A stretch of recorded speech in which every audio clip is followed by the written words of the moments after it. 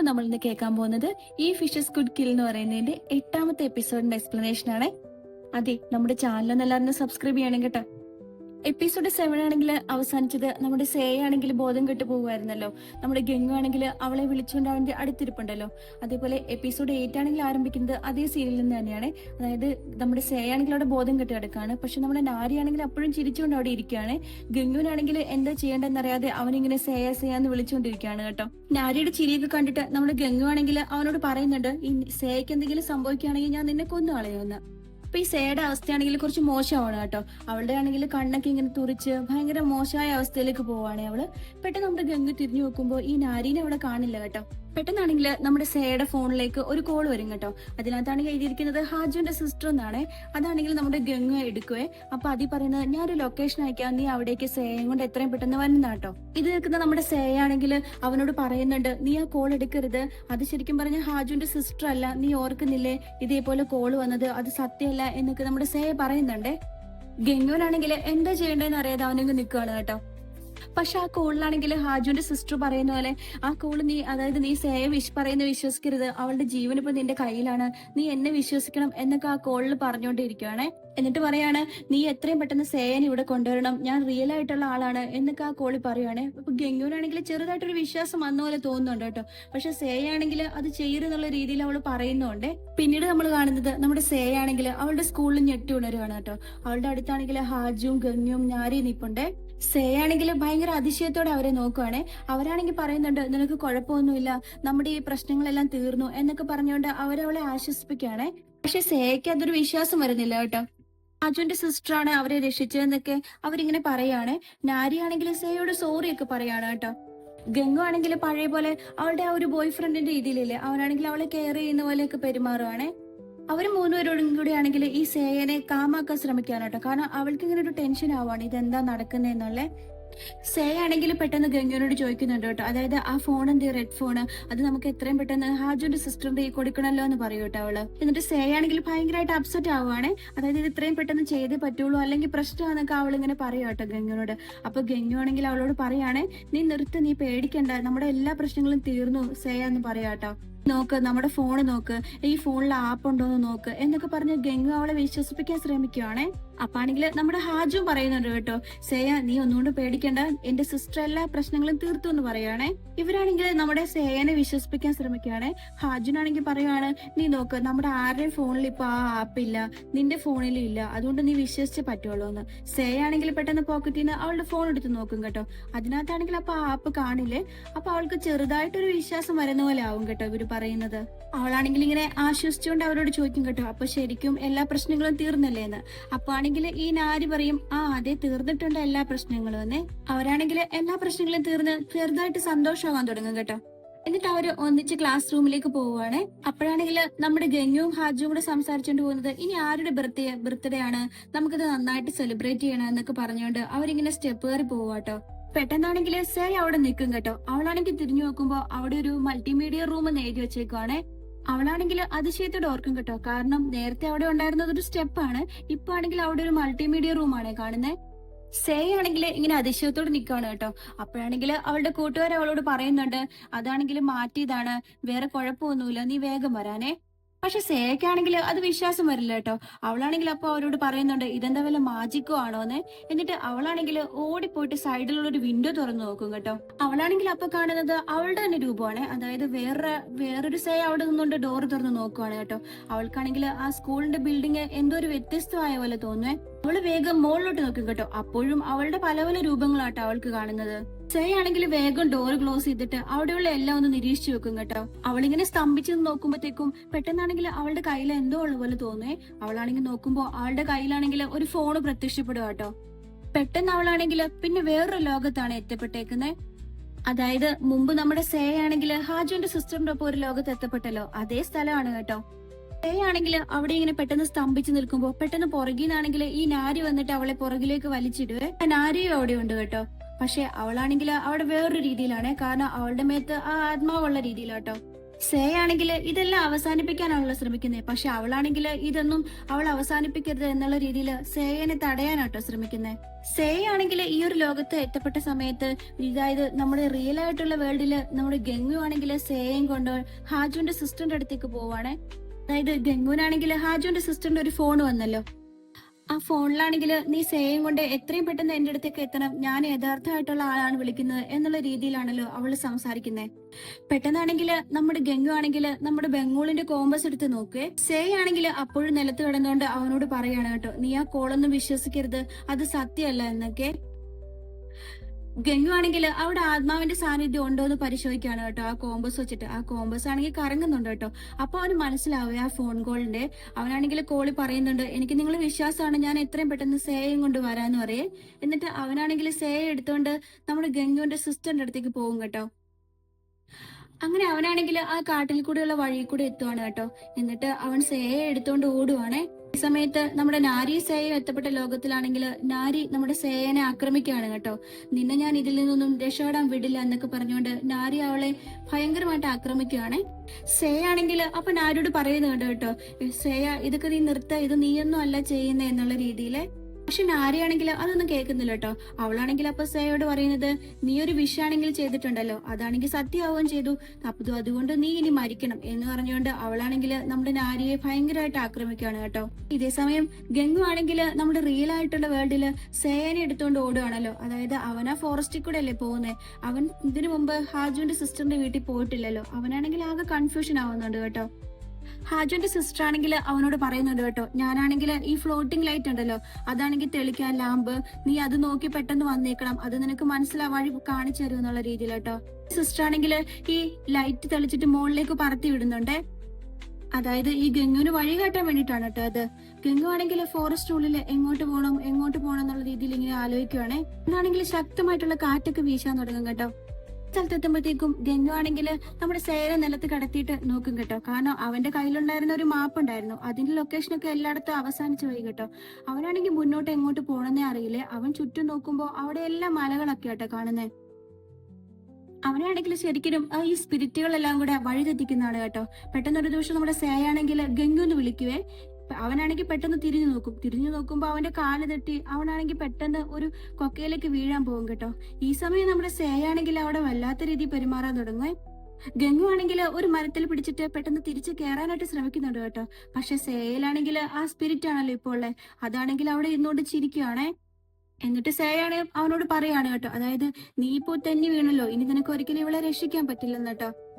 Rules അനുസരിച്ച് ഇവള് മരിക്കേണ്ട ആളാണെന്ന് പറയുവാണേ. പാവം ഗംഗു ആണെങ്കിൽ എങ്ങനെ കയറും എന്നുള്ള രീതിയിൽ അവൻ കഷ്ടപ്പെട്ട് ശ്രമിക്കുകയാണ് കേട്ടോ. അവനാണെങ്കിൽ ഒരു വിധത്തിൽ കഷ്ടപ്പെട്ട് പിടിച്ച് മുകളിലെത്തും കേട്ടോ. അപ്പൊ സേയാണെങ്കിൽ പെട്ടെന്ന് ബോധം പോയേക്കുവാണേ. അവനാണെങ്കിൽ അവളെ എടുത്തോണ്ട് വീണ്ടും പോവാൻ തുടങ്ങും കേട്ടോ. ഇതേ സമയം നമ്മുടെ ഹാജുവിന്റെ സിസ്റ്റർ ആണെങ്കിൽ ഒരു ലൈറ്റ് പറത്തി വിടുന്നുണ്ട് കേട്ടോ. ഭയങ്കരമായിട്ടുള്ള കാറ്റ് വീശിയിട്ട് നമ്മുടെ ഹാജുവിന്റെ സിസ്റ്റർ തെളിച്ച് എല്ലാ ലൈറ്റും കെട്ടുപോകുന്നുണ്ടായിരുന്നേ. അവസാനം അവള് ഒരു ലൈറ്റ് തെളിച്ചിട്ട് അതാണെങ്കിൽ ഇങ്ങനെ പറന്നു വന്ന് നമ്മുടെ ഗംഗു കാണുവാണ് കേട്ടോ. ശരിക്കും പറഞ്ഞിട്ടുണ്ടെങ്കിൽ ഈ ഗംഗുവിനെ ആ ഫോറസ്റ്റില് ഈ ആത്മാക്കള് വഴിതെറ്റിക്കുന്നതായിരുന്നേ. അങ്ങനെ അവസാനം ഗംഗു നമ്മുടെ ഹാജുവിന്റെ സിസ്റ്ററിന്റെ വീട് കണ്ടുപിടിക്കും കേട്ടോ. ഹാജുവിന്റെ സിസ്റ്റർ ആണെങ്കിൽ വേഗം റിച്വൽസ് ചെയ്യാൻ തുടങ്ങും കേട്ടോ. കാരണം ആ റെഡ് ഫോൺ എത്രയും പെട്ടെന്ന് നശിപ്പിച്ച് കളയണമല്ലോ. അവളാണെങ്കിൽ വേഗം പൂജകൾ ചെയ്യാൻ തുടങ്ങുവേ. അജുന്റെ സിസ്റ്റർ എന്നിട്ട് ഒരു ആരോ എടുത്തിട്ട് ആ ഫോണിലാണെങ്കിൽ ആഞ്ഞു കുത്തും കേട്ടോ. പെട്ടെന്നാണെങ്കിൽ നമ്മുടെ സേയിൽ നിന്ന് എന്തൊക്കെയോ ഒരു ശബ്ദം വരാൻ തുടങ്ങി. അവളാണെങ്കിൽ പെട്ടെന്ന് വിറയ്ക്കാൻ തുടങ്ങും കേട്ടോ. ഹാജുവിന്റെ സിസ്റ്ററിനാണെങ്കിൽ എന്താ സംഭവിക്കുന്നതെന്ന് മനസ്സിലാവില്ല കേട്ടോ. അവളാണെങ്കിൽ ആ അമ്പ് കുത്തി വെച്ചപ്പോഴത്തേക്കും അതുവരെ ഓൺ ആയിട്ടിരുന്ന ആ ഫോണാണെങ്കിൽ ഓഫായി പോകുന്നുണ്ട് കേട്ടോ. പക്ഷെ സേയുടെ ഇങ്ങനെ വന്നേക്കുന്ന മാറ്റം അവൾക്ക് എന്താന്ന് മനസ്സിലാവില്ലേ. അവളാണെങ്കിൽ എന്തോ ഒരു തെറ്റ് പറ്റിയില്ലോ എന്നുള്ള രീതിയിൽ ആലോചിക്കും കേട്ടോ. ഇതേസമയം നമ്മുടെ നാരിയും സേയ എത്തപ്പെട്ട ലോകത്ത് അവിടെയാണെങ്കിൽ നാരിയെ നമ്മുടെ സേയനെ കൊല്ലാനായിട്ട് നോക്കുകയാണ് കേട്ടോ. അവളാണെങ്കിൽ ഒരു കത്തി എടുത്തിട്ട് അവളുടെ കഴുത്തിൽ ഇങ്ങനെ കുത്തി മുറിക്കാൻ നോക്കുന്നുണ്ട്. നാരി അവളുടെ മുഖത്താണെങ്കിൽ ഇങ്ങനെ മുറുക്ക് പിടിച്ച് വെക്കുവാണ് കേട്ടോ. സേയക്കാണെങ്കിൽ ഒന്നും ചെയ്യാൻ പറ്റാതിരിക്കുവാണ്.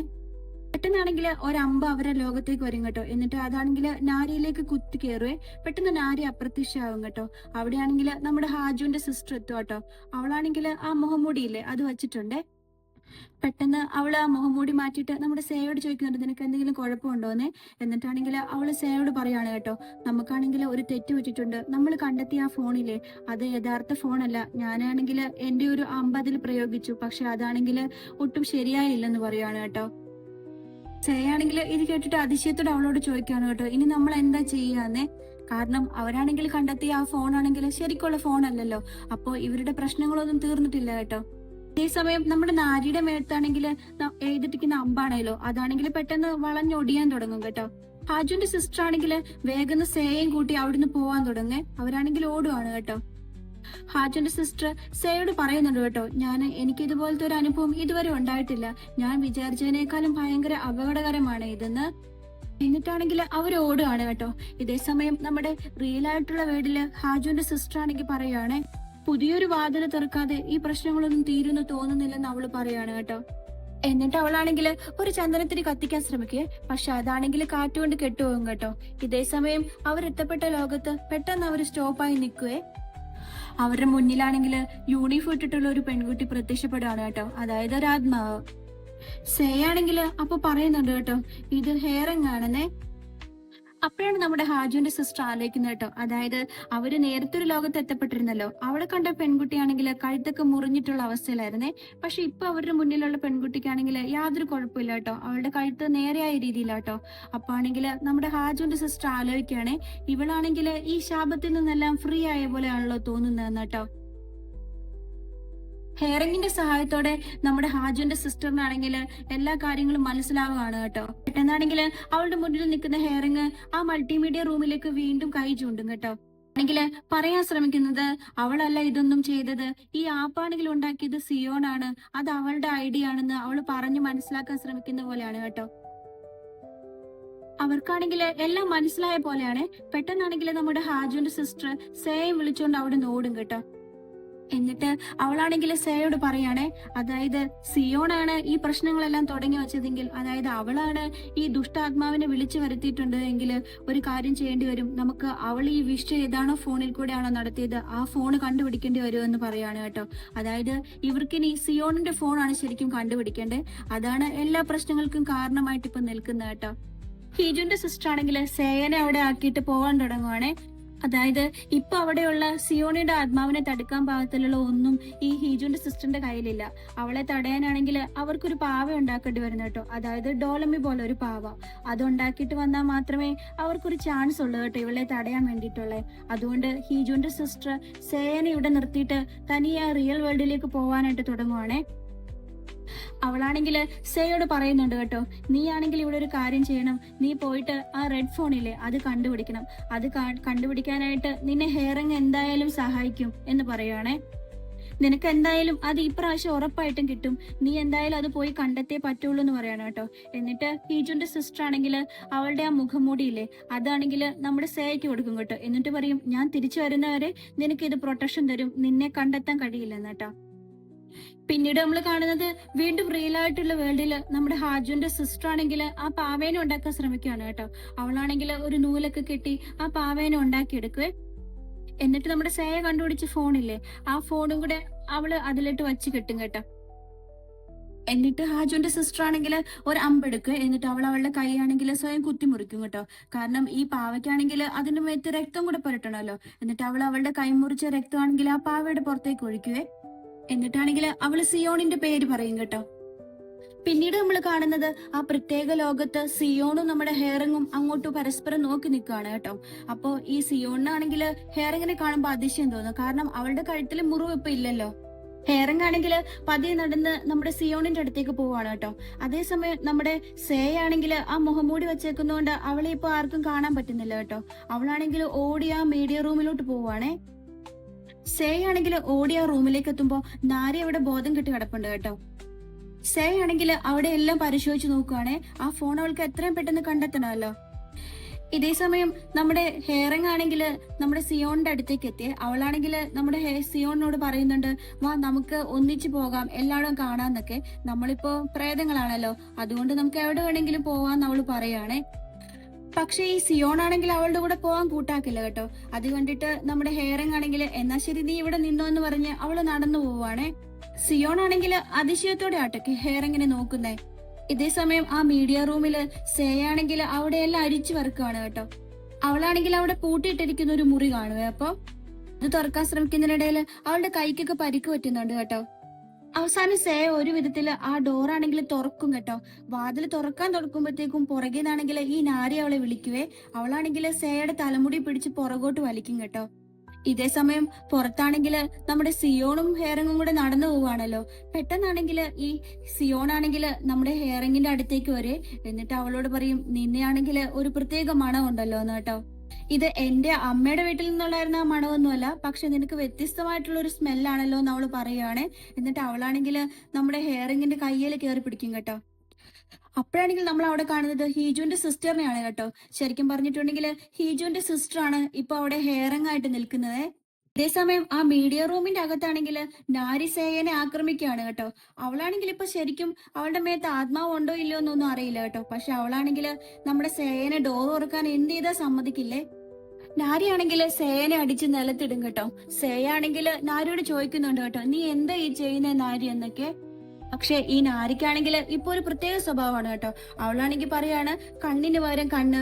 നീ ഓർക്കുന്നുണ്ടോ, നിങ്ങളെല്ലാരും കൂടെ എന്നെ ഒറ്റപ്പെടുത്താൻ നോക്കിയില്ലേ, അതിന് പകരം നിന്നെ ഇപ്പൊ ചെയ്യുന്നുള്ള രീതിയിൽ നാരി പെരുമാറുകയാണ് കേട്ടോ. അവളെ പറഞ്ഞ് മനസ്സിലാക്കാൻ ശ്രമിക്കുന്നുണ്ട് കേട്ടോ. നീ വിചാരിക്കുന്ന പോലെ ഒന്നും അല്ല, അങ്ങനെയൊന്നും അല്ല നാരിയെന്ന്. പക്ഷെ അവളാണെങ്കിൽ അതൊന്നും കേൾക്കാൻ തയ്യാറാവുന്നില്ലേ. നാരിയാണെങ്കിൽ അവളെ പിന്നെയും ഒരു കമ്പിവടി വെച്ചിട്ട് അടിക്കാനായിട്ടുള്ള ശ്രമിക്കുകയാണ് കേട്ടോ. എങ്കിൽ അതിൽ നിന്നൊക്കെ വളരെ കഷ്ടിച്ചാണ് രക്ഷപ്പെടുന്നത്. സേ ആണെങ്കിൽ നാരിയുടെ ഉത്തരം റിവഞ്ച് തീർക്കുന്ന പോലെയാണ് കേട്ടോ. ഈ നാരിയുടെ മനസ്സിലുള്ള ദേഷ്യമെല്ലാം അപ്പോഴോട്ടെ പുറത്തു വരുന്നേ. അതായത് ഇവള് ഗംഗുവായിട്ടുള്ള ഇഷ്ടത്തിലൊക്കെ ആയല്ലോ, ബെസ്റ്റ് ഫ്രണ്ട്സ് ആയിരുന്നിട്ട് എല്ലാ കള്ളത്തരങ്ങൾ പറഞ്ഞു, നീ ഗംഗുവായിട്ടുള്ള റിലേഷൻഷിപ്പ് ഒക്കെ മറച്ചു വെച്ചു, ഇതുപോലെ നുണയൊക്കെ പറയുന്നു എന്നുള്ള രീതിയിൽ നാരി അവളോട് പറയാണ് കേട്ടോ. ഇതേസമയം പുറത്താണെങ്കിൽ സിയോൺ ആണെങ്കിൽ ഹാജുവിന്റെ സിസ്റ്ററാണ് ഹെയറിംഗ് ആയിട്ട് വേഷമാറി വന്നതെന്ന് മനസ്സിലാക്കിയല്ലോ. അവളാണെങ്കിൽ ഹാജുവിന്റെ സിസ്റ്ററിന്റെ കയ്യിൽ മുറുക്കെ പിടിച്ചിരിക്കുകയാണ്.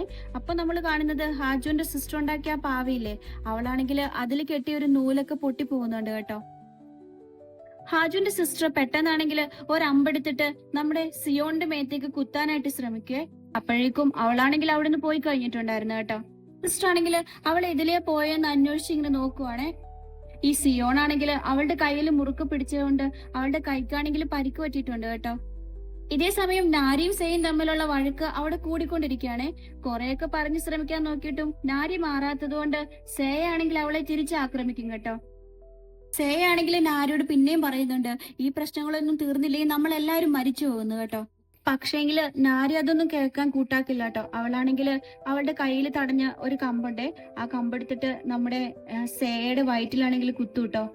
പെട്ടെന്ന് സേയാണെങ്കിൽ നാരിയോടുള്ള ദേഷ്യം മൂത്തിട്ട് അവളാണെങ്കിൽ നാരിനെ ഇടിക്കാൻ തുടങ്ങും കേട്ടോ. വളരെ ശക്തമായിട്ട് നാരിയുടെ മുഖത്ത് അവൾ ഇടിക്കുകയാണ്. അങ്ങനെ ഇടിച്ചിടിച്ച് നാരിയുടെ ആണെങ്കിൽ ബോധം പോകും കേട്ടോ. പക്ഷെ എന്നിട്ട് അവൾ നിർത്തില്ല, ഭയങ്കര ക്രൂരമായിട്ട് അവൾ നാരിയുടെ മുഖം ഇടിച്ച് പൊട്ടിക്കുവേ.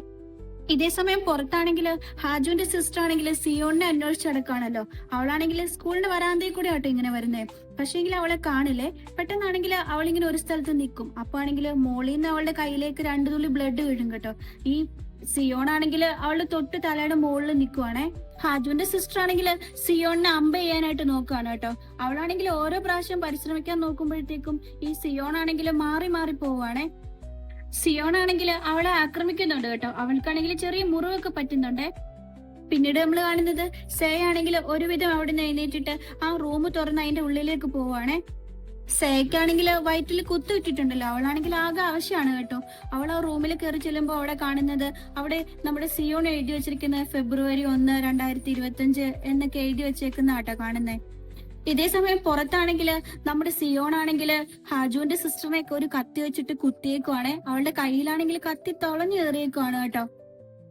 ഹാജുവിന്റെ സിസ്റ്റർ ആണെങ്കിൽ ഈ ഭിത്തിയിൽ തറച്ച ഒരു അമ്പുണ്ടായിരുന്നേ, അതാണെങ്കിൽ എടുത്തിട്ട് ഇവളെ കുത്താനായിട്ട് ശ്രമിക്കുന്നുണ്ട്. പക്ഷേങ്കിൽ ഈ സിയോണിന്റെ ആണെങ്കിൽ ക്രൂരത കാരണം അവൾക്കൊന്നും ചെയ്യാൻ പറ്റുന്നില്ല കേട്ടോ. സിയോൺ ആണെങ്കിൽ ചിരിക്കുവാണേ. ഇതെല്ലാം കണ്ടുകൊണ്ടാണെങ്കിൽ നമ്മുടെ ഹെയറിങ്ങിന്റെ ആത്മാവ് അവിടെ നിപ്പുണ്ട് കേട്ടോ. ഹെറിങ്ങിന്റെ ആത്മാവിനാണെങ്കിൽ ഒന്നും ചെയ്യാൻ പറ്റുന്നില്ലല്ലോ, അതാണെങ്കിൽ ഇന്ന് കരയുവാണേ. ഹെറിങ്ങിന്റെ ആത്മാവാണെങ്കിൽ നമ്മുടെ സിയോണോട് പറയുന്നുണ്ട് കേട്ടോ, ഇതൊക്കെ നിർത്ത്, ആൾക്കാരെല്ലാം സഫർ ചെയ്തത് മതി, നീ ഇതൊക്കെ നിർത്താൻ പറയുവാണേ. സിയോൺ ആണെങ്കിൽ പറയുന്നത് ഇതൊക്കെ നിന്റെ വിഷായിരുന്നല്ലോ, അതുകൊണ്ട് ഇതൊക്കെ നടക്കണം, നീ വേഗം ഇവിടുന്ന് പൊക്കോന്നുള്ള രീതിയിൽ അവളോട് ദേഷ്യപ്പെടുകയാണ് കേട്ടോ. ഒരു നിമിഷം ഈ സിയോന്റെ ശ്രദ്ധ മാറിയപ്പോഴത്തേക്കും നമ്മുടെ ഹീജുവിന്റെ സിസ്റ്റർ ആണെങ്കിൽ അവിടെ തറഞ്ഞിരുന്ന അമ്പുണ്ടല്ലോ, അതാണെങ്കിൽ അവൾ എടുത്തിട്ട് ഈ സിയോന്റെ മേത്താണെങ്കിൽ കുത്തും കേട്ടോ. നമ്മുടെ ഹെയറിങ്ങിന്റെ ആത്മാവാണെങ്കിൽ ഇത് കണ്ടുകൊണ്ട് കരയാണ്. പക്ഷേങ്കിൽ ഇവളിങ്ങനെ കുത്തിയെങ്കിലും ഏറ്റവും സഫർ ചെയ്യുന്നത് ഹീജുവിന്റെ സിസ്റ്റർ തന്നെയാണ് കേട്ടോ. റിയലായിട്ടുള്ള വേൾഡില് അവള് കുത്തിയിരിക്കുന്നത് ശരിക്കും പറഞ്ഞിട്ടുണ്ടെങ്കിൽ അവളുടെ വയറ്റിലേക്ക് തന്നെയാണ്. ഹീജുവിന്റെ സിസ്റ്റർ ആണെങ്കിൽ വളരെ കഷ്ടപ്പെടുകയാണ് കേട്ടോ. അവളാണെങ്കിൽ ആ ആത്മാവിനോട് പറയുവാണ്, നിന്നെ കൺട്രോൾ ചെയ്യാൻ വേണ്ടിയിട്ട് നിനക്കുള്ള പാവയായി മാറിയിരിക്കുന്നത് ഞാൻ തന്നെയാണെന്ന് കേട്ടോ. അവളാണെങ്കിൽ ശരിക്കും കഷ്ടപ്പെടുകയാണ് കേട്ടോ. കാരണം അവളുടെ വായിന്നൊക്കെ ചോര വരുന്നുണ്ട്. ഇതൊക്കെ കേട്ടോണ്ട് നിൽക്കുന്ന നമ്മുടെ സിയോണിനെ ആട്ടോ കാണുന്നേ. ഇതേ സമയം ആ മീഡിയ റൂമിൽ വെച്ചിട്ട് സേ ആണെങ്കിൽ ആ ഫോണ് കണ്ടുപിടിക്കേ. അവളാണെങ്കിൽ അതും കൊണ്ട് ഓടിയിട്ട് നമ്മുടെ ഹീജുവിന്റെ സിസ്റ്ററിന്റെ അടുത്തേക്ക് വരുവാണ്. അപ്പോഴാണെങ്കിൽ അവള് കാണുന്നത് ഹാജുവിന്റെ സിസ്റ്റർ ആണെങ്കിൽ ഈ സിയോണിനെ കുത്തി അവളോട് ചേർത്ത് നിർത്തിയേക്കുവാണല്ലോ. നമ്മുടെ സേ വരുന്നത് കാണുന്നതും അവളാണെങ്കിൽ പെട്ടെന്ന് അമ്പ് വലിച്ചൂരേ. എന്നിട്ട് അവളാണെങ്കിൽ അമ്പെടുത്തിട്ട് സേയുടെ കയ്യിലിരിക്കുന്ന ഫോണിലേക്ക് എറിയും കേട്ടോ. പക്ഷെ അതാണെങ്കിൽ ഫോണിൽ കൊള്ളില്ല കേട്ടോ. അതാണെങ്കിൽ ഫോണിൽ തൊട്ടില്ല എന്നുള്ള രീതിയിൽ പാസ് ചെയ്ത് പോവേ. എന്നിട്ട് അവിടെ ഒരു ഭിത്തി പോയി തറച്ചു നിൽക്കും കേട്ടോ. ഹാജുവിന്റെ സിസ്റ്റർ ആണെങ്കിൽ അപ്പോഴത്തേക്കും ഭയങ്കരമായിട്ട് അവശയായി പോവേ. ഇത് കാണുന്ന സേ ആണെങ്കിൽ വേഗം ആ അമ്പിന്റെ അടുത്തേക്ക് ഓടിപ്പോവും കേട്ടോ. കാരണം അത് ഈ ഫോണിൽ തറച്ചു കയറിയാൽ മാത്രമാണല്ലോ ഇവര് രക്ഷപ്പെടുള്ളൂ. ഇതൊക്കെ കണ്ടുകൊണ്ട് നമ്മുടെ സിയോൺ ആണെങ്കിൽ അവിടെ നിപ്പുണ്ടല്ലോ. അവളാണെങ്കിൽ വീണ്ടും ആക്രോശിക്കാൻ തുടങ്ങുവേ. സേ ആണെങ്കിൽ ഒട്ടും സമയം പാഴാക്കാതെ ആ തറഞ്ഞു പോയിരിക്കുന്ന അമ്പുണ്ടല്ലോ അത് ശക്തമായിട്ട് വലിച്ചൂരാൻ നോക്കുവാണ്. അവൾക്കത് ഫോണിലോട്ട് തറച്ചു കയറ്റണമല്ലോ. പക്ഷെ ആണെങ്കിൽ ഈ സിയോണിന്റെ ആത്മാവാണെങ്കിൽ അവിടുന്ന് അലമുറയിട്ട് ശബ്ദം ഉണ്ടാക്കേ. അവൾക്കാണെങ്കിൽ ദേഷ്യം വരും കേട്ടോ. ഈ സിയോണിന്റെ ശബ്ദം കാരണം അവിടെയുള്ള ജനാലകളുടെ ചില്ലുകളെല്ലാം പൊട്ടും കേട്ടോ. എങ്കില് നമ്മുടെ സേയുടെ മേത്തേക്ക് തറഞ്ഞു കയറുകയാണ്.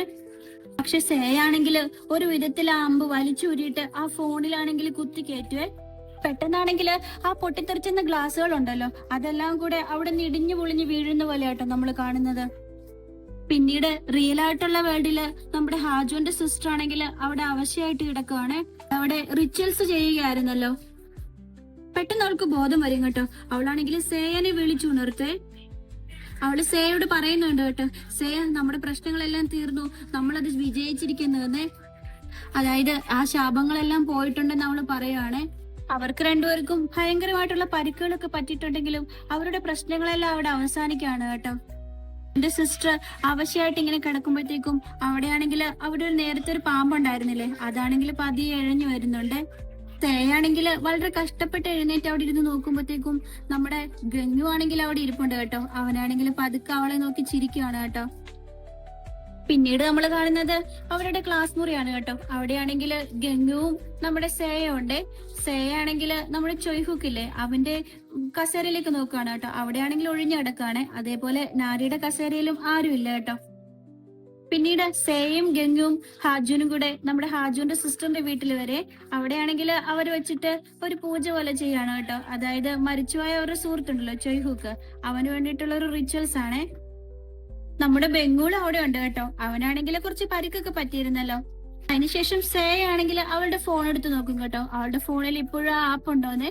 പക്ഷെ അപ്പോഴും ആ ആപ്പ് അവിടെ കാണുന്നുണ്ട് കേട്ടോ. എങ്കിൽ ടെൻഷനോട് അവളോട് ചോദിക്കുന്നുണ്ട്, നിന്റെ ഫോണിൽ ഇപ്പോഴും ആപ്പ് ഉണ്ടല്ലോ എന്ന്.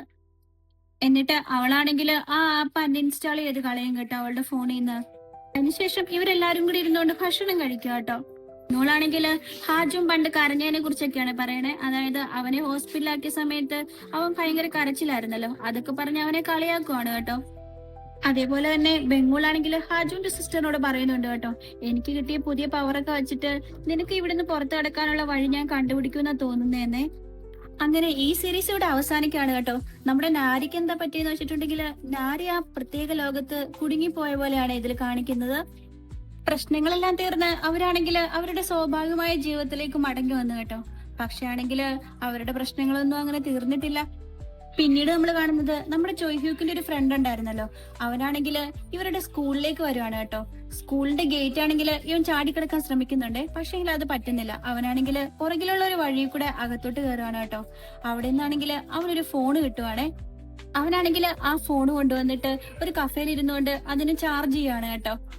ചാർജ് ചെയ്ത് അവൻ ഓണാക്കി നോക്കുമ്പോ അതിൽ കാണുന്നത് നമ്മുടെ നാരിയുടെ പടമാണ്. അതായത് അവനാണെ കണ്ടെത്തിയിരിക്കുന്നത് നാരിയുടെ ഫോണാണ് കേട്ടോ. പക്ഷെ അത് ലോക്ക് ചെയ്ത നിലയിലാണേ. പെട്ടെന്നാണെങ്കിൽ അവന്റെ സ്ക്രീനിൽ ആരോ ഒരാൾ ടൈപ്പ് ചെയ്യുന്നുണ്ട്. അതാണെങ്കിൽ നാരിയുടെ ഫോണിന്റെ സ്ക്രീൻ ലോക്ക് ആണ് കേട്ടോ. അവൻ ആ നമ്പർ അടിച്ചു കൊടുക്കുന്നതും അവളുടെ ഫോണാണെങ്കിൽ ഓൺ ആവേ, അതിലാണെങ്കിൽ ആ ആപ്പ് അവിടെ ഉണ്ട് കേട്ടോ. വീണ്ടും അവനൊരു മെസ്സേജ് വരുന്നുണ്ട് കേട്ടോ, ഞാൻ പറഞ്ഞത് ഇപ്പൊ ശരിയായില്ലേ, നീ കണ്ടോ എന്നുള്ള രീതിയിൽ. ഇവനാണെങ്കിൽ ചെയ്യാൻ പോകുന്നത് അടുത്തതായിട്ട് ആ ആപ്പ് ഓൺ ആക്കുകയാണ് കേട്ടോ. അതായത് പ്രശ്നങ്ങളൊന്നും തീർന്നിട്ടില്ല, എല്ലാം തുടങ്ങാൻ പോകുന്നതേ ഉള്ളൂ എന്നർത്ഥം. അപ്പോൾ ഈ സീരീസിന്റെ എക്സ്പ്ലനേഷൻ ഇവിടെ തീരുവാണേ. നമ്മുടെ വീഡിയോസ് ഇഷ്ടമായിട്ടുണ്ടെങ്കിൽ എല്ലാവരും ഒന്ന് ലൈക്ക് ചെയ്യണം കേട്ടോ. അപ്പോൾ കൂടുതൽ അപ്ഡേറ്റ്സ് ഒക്കെ അറിയാനായിട്ട് നമ്മുടെ ചാനൽ ഒന്ന് സബ്സ്ക്രൈബ് ചെയ്യാൻ മറക്കല്ലേ.